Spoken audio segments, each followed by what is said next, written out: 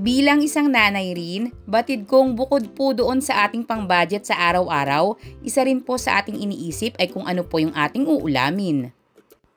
Sa bidyong ito, 6 na ulam recipe po agad yung aking ipapakita sa inyo na sana po makabawas sa inyong mga isipin, madagdag po sa mga ihahain nyo po sa inyong pamilya at syempre, pwede nyo rin po itong lutuin para ibenta at pagkakitaan. Bago natin yan umpisahan, pwede ko po bang malaman kung taga saan kayo para naman po batid ng inyong mommy loves kung hanggang saan umaabot itong ating mga ulam recipe.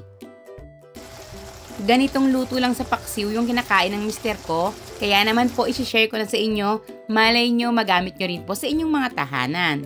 Bangus belly, nasa half kilo lang po ito, then pwede nyo po itong lagyan ng kahit na anong breading mix na available po sa inyo. Iprito lang po natin ito hanggang sa parehong matos yung magkabilaang side. Sa recipe nga po pala natin ito, pwede kayong gumamit ng kahit na anong isda na available sa inyo or yung paborito nyo. After nyan, iset aside po muna natin ito. Then sa isang kawali, magigisa po tayo rito ng bawang at luya. Para rin po lumabas na yung aroma, isabay na po natin sa paggisa yung ating durog at yung ating buong paminta. Then maglagay na po tayo rito ng suka. Maglalagay rin po tayo rito ng tubig. Iset na lang po yung lakas ng apoy sa medium heat. Then takpan po natin ito hanggang sa ito po ay tuluyan ng kumulo. Kapag kumulo na, maglagay na po tayo rito ng ating mga pampalasa na nakadepende na po ito sa atin. Then, ibalik na po natin yung ating napritong bangus, isalansan lang po natin ito ng maayos, saka po natin ilalagay yung ating mga gulay. Sa gulay, depende po ulit sa inyo, pero dahil gusto ko ito lahat, naglagay po ako rito ng talong, ampalaya at okra. Bukod sa ating siling pamaksiw na berde, naglagay rin po ako ng siling labuyo, at dito lang din po ako nagtoppings ng sibuyas at kamatis. Yung ganitong nagmamantikang sabaw po talaga ng paksiw ang napakasarap, kaya naman po siguraduhin nyo lang po na marami kayong nasaing. Yung ulam na bukod sa napakasarap, gagawing espesyal yung inyong kainan at hindi lang yan, kumpleto po ito sa nutrisyon na inyong kailangan. Sa isang lalagyan, i-marinate po muna natin yung ating pork liempo. Lahat po ng mga sangkap na aking inilagay, bukod po sa nakasulat na po sa ating description box, inilagay ko na rin po dito mismo sa ating video. Haluin lang po natin itong mabuti at hayaan po natin itong mababad ng at least 1 hour.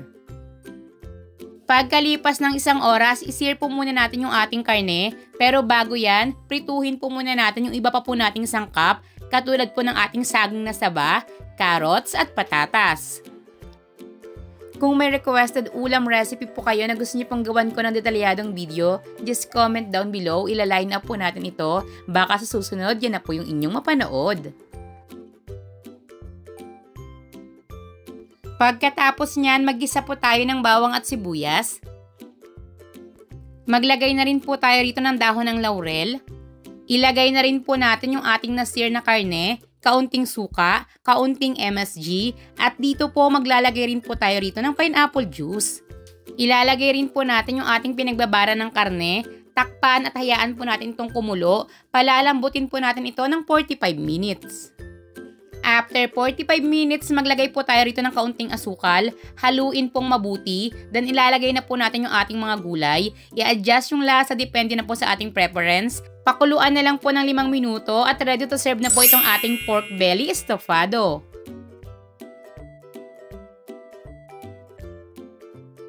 Yung nilagang itlog na dati sinasawsaw lang natin sa kaunting asin, mas pasarapin at mas pasosyalin pa po natin.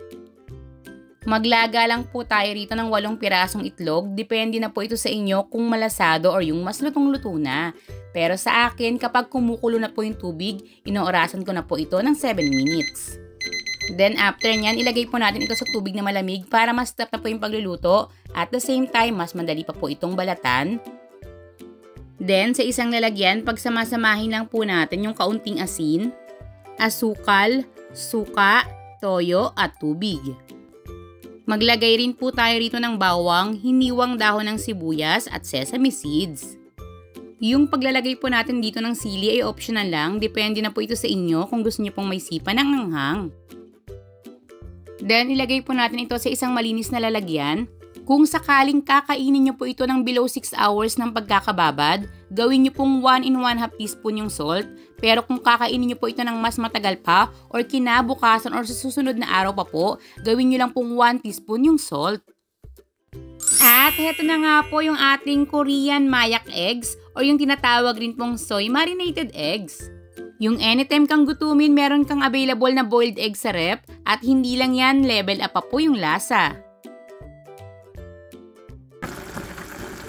Uunahan ko na po kayo, hindi po ito adobo, espesyal na luto sa manok, pero may mga simpleng sangkap lang po yung ating lulutuin. I-marinate lang po natin dito yung ating chicken sa mga simpleng sangkap nga lang po. Gamit lang po natin dito yung toyo, kalamansi at paminta. Pagkalipas ng 1 oras, maglagay lang po tayo ng kaunting mantika sa kawali. Then dito po medyo tutustahin po natin itong ating bawang, pero iwasan naman po natin itong sunugin. After nyan, hanguin at isisir po muna natin dito yung ating pong chicken. Sa parehong pan na ating pinagprituhan, binawasan lang po natin yung oil. Maglagay po tayo rito ng kaunting butter or margarine. Then dito po magigisa po tayo ng sibuyas at gagamit rin po tayo rito ng mushroom na siguradong gustong gusto po ng mga kids. Maglagay po tayo rito ng kaunting paminta, i-mix mabuti. Maglalagay rin po tayo rito ng kaunting harina para medyo malapot po ng kaunti yung ating pong pinaka-sauce. After ma-mix mabuti, ilalagay po natin yung pinaka-brine ng ating pong mushroom at maglalagay rin po tayo rito ng kaunting tubig. Nilagay na rin po natin yung ating pinagbabara ng chicken kanina at ibalik na nga po natin yung ating nasir na manok. Naglagay rin po tayo rito ng kaunting asukal, then takpan at pakuluan po natin ito ng 20 minutes. After 20 minutes, tikman, i-adjust po yung lasa, depende na po sa ating preference. Then ilagay na po natin yung ating napritong bawang kanina na pwede po nating damihan. Kaunti na lang po kasi yung available dito sa aming bahay. At ready to eat na po itong ating chicken mushroom garlic steak. Huwag mong kalimutang magsaing bago mo tulutuin. Nasa 1 kilo po bawat isa itong ating bangus. Then lagyan lang po natin ito ng asin at paminta. Yung buong listahan po ng ating mga sangkap, makikita nyo po sa bandang dulo nitong ating video. Then, prituhin po natin yung ating bangus. After nyan, palamigin bago po natin himayin yung pinakalaman. Yung pinaka-skin ng ating bangus, itabi lang po muna natin. Then, sa isang kawali, maglagay po tayo ng butter or margarine.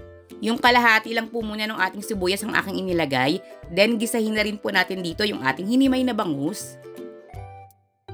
Mula umpisa ng ating pagluluto, naka-high heat na rin po tayo rito. Nilagay ko na rin po yung kalahati ng ating mga gagamiting sili, toyo, liquid seasoning, at calamansi juice.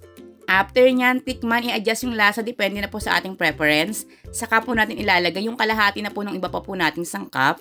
Lagyan ng mayonnaise, i-mix mabuti, then ready to eat na po itong ating bangus sisig. For plating, pwede po natin gamitin yung pinaka-skin ng ating bangus. Then sa pinaka-ibabaw, pwede pa po tayo maglagay ng kaunting mayonnaise at magbudbud rin po tayo ng dahon ng sibuyas.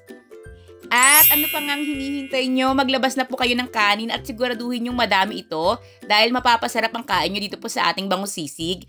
After nyan, malamig naman pong inumin at swak na swak rin po ito. Para sa mga hindi pwede at ayaw sa bagoong, gagawa po tayo ng nagmamantika at napakasarap na Bicol Express na hindi po ginagamitan nito. Pork liempo po yung gamit ko ritong karne, then hiniwa ko lang po ng ganito kalaki. Then ihahalo na po natin dito yung ating bawang, sibuyas na puti yung aking gamit, mas marami, mas masarap. Maglalagay rin po tayo rito ng luya, pwede nyo po itong hiwain ng mas maliliit. Maglalagay rin po tayo rito ng coconut milk, asin, paminta at sili na depende na po sa inyong preference. Para sa ating pampalasa, pwede po kayong gumamit ng patis, seasoning, or kahit ano pa pong prepared nyo. After i-mix mabuti, isasalang po natin ito sa high heat hanggang sa ito po ay kumulo. Once na ito po ay kumulo na, iset na po natin yung ating timer sa 1 oras.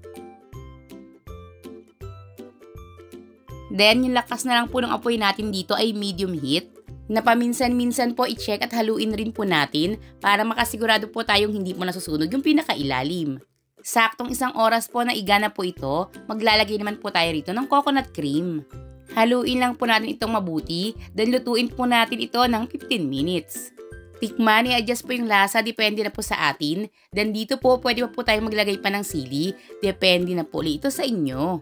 Kung gusto niyo pong mas nagmamantika pa, mas paigahin niyo pa po yung pinaka-sauce, pero sa amin saktong-sakto na po ito.